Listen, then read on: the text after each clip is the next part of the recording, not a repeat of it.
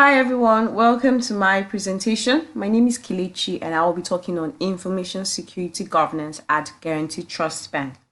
Now, during this presentation, we're going to be looking at an overview of Guaranty Trust Bank, their known threats, and information security structure at the bank. We'll also be reviewing two cases of incidents that have occurred in organizations in the same industry as Guaranty Trust Bank. We're going to be recommending governance and governance framework and looking at what compliances are related to the bank. We're also going to be recommending safeguards for internal activities and vendors and partnerships that the bank already has. Overview. Now, Guaranty Trust Bank is basically a financial institution like any other bank that provides financial services to its customers. Because of the type of data financial institutions collect, it has been ranked third industry that is highly prone to data breaches, which accounts for the increased threats towards Guaranty Trust Bank. Now, to be able to develop an information security governance structure for the bank, we will need to understand the type of threat it faces and the current information security structure at the bank. Now, some known threats that the bank faces are third-party risk, which describes risk introduced by third-party vendors of the bank. We also have malware infection and unsecured mobile and internet banking. Now we're going to be looking at information security structure of the bank. It's important to note that the information security unit of the bank is centered under the information security department, making its goals and the goals of the IT department aligned together to support the entire business needs of the bank, which is very important. Now, the GT Bank security team comprises of the Chief Information Security Officer who manages implementation of the security program. We have the Security Officer who coordinates the security efforts across different departments in the bank. We also have the Information Security Risk Manager who manages the IT risk framework in the bank. We have the Security Awareness Manager whose role is to enhance information security awareness in all departments. Awareness is really important. And lastly, we have the Policy and Compliance Manager who ensures that the bank keeps to its legal standards, which is also important.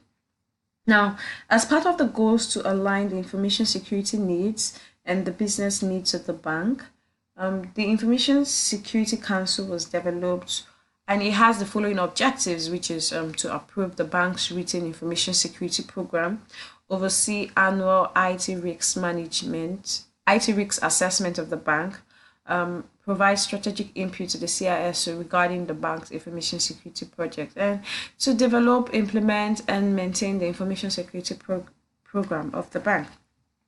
Now, in the next slide, we're going to be looking at two security incidents that have occurred in organizations that provide similar services as GT Bank.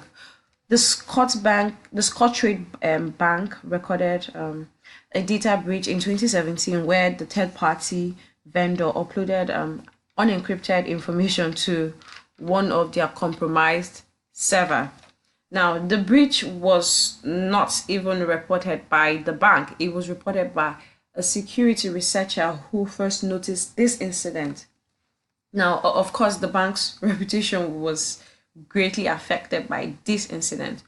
We also have the Equifax data breach, which occurred same in 2017. Now, this credit card company had its information breached due to vulnerability on their website. Now, hackers had access to customers' personal information, their social security numbers, their addresses, their phone numbers, their credit cards.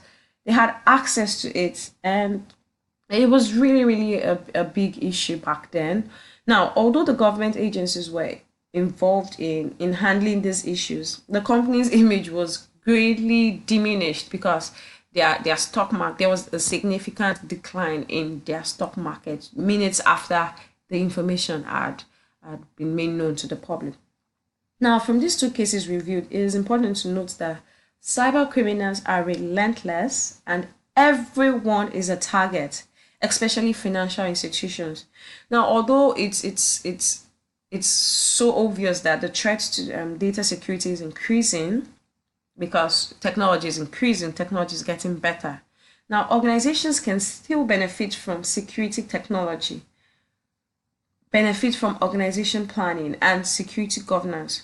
Now, if we look at the Equifax breach in 2017, the organization, it's clear that the organization benefited from implementing an intrusion detection system, which is also a security technology.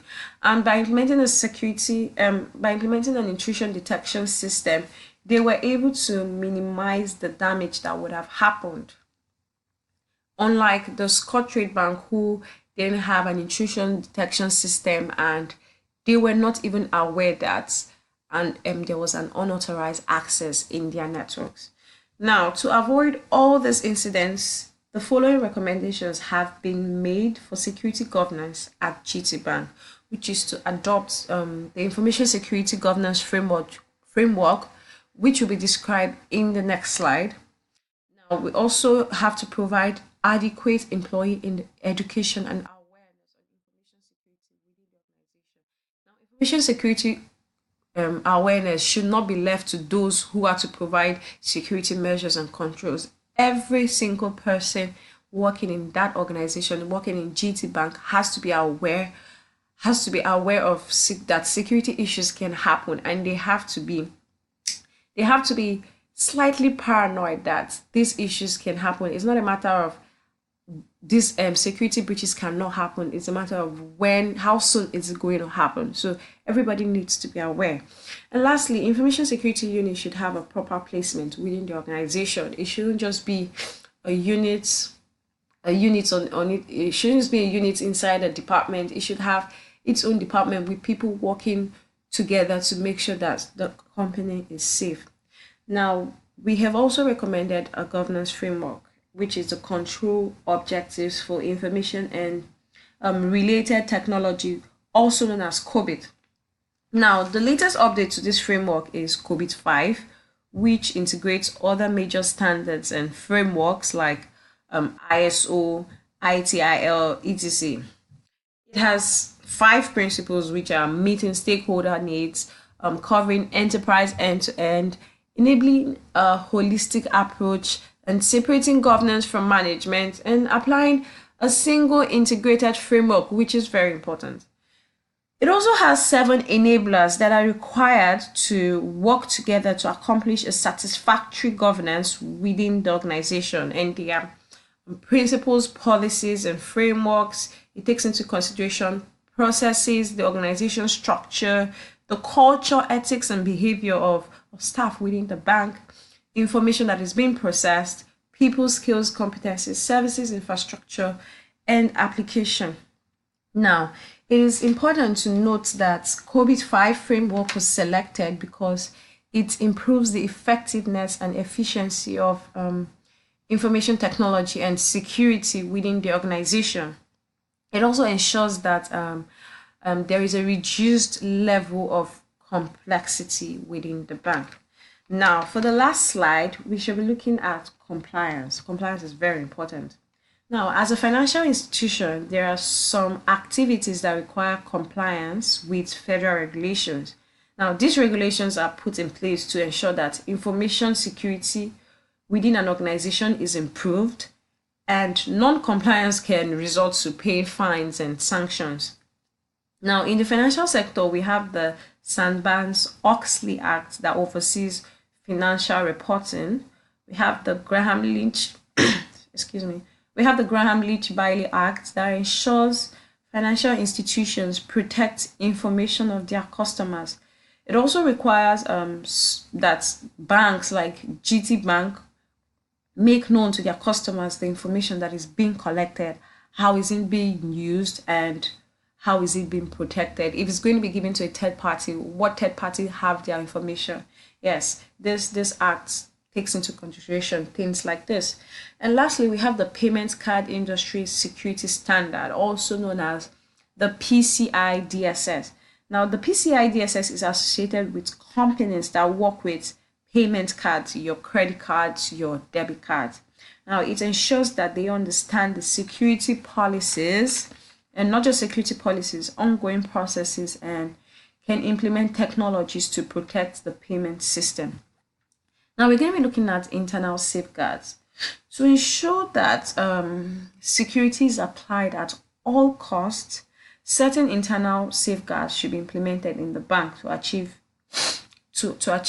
security, maximum security, if that is possible. Now, some of these safeguards are physical security should be implemented in places. Access should be restricted to only those who need access to perform their duties. Now, companies should set up policies against BYOD, which is bring your own device. This is a fast rising issue, challenge for compliance of organizations in different industries. Now, transfer from and to employees' workstation should be restricted. Employees shouldn't have that privilege of sticking a flash drive into their system to transfer information or put in information. That can really compromise their workstation, especially if their external devices have already been compromised. And also, organizations should install firewalls, anti-malware software, and other network and software protection tools. And also, segregation of duties should be implemented. Everybody should have their duties and it should not be confused. Lastly, we're going to be looking at how GT Bank should act with their vendors and existing partnerships in regards to information security. Now, a comprehensive security vendor management should be implemented across the organization, and also the use of technology to support the implementation. Now, there are laws that exist that govern third-party management, such as the Graham Leach Bailey Act, which requires banks to protect information of customers at all costs, even if it means the bank finding out the security measures that the third-party vendors have in place so that they are not compromised through their third-party vendors. Thank you.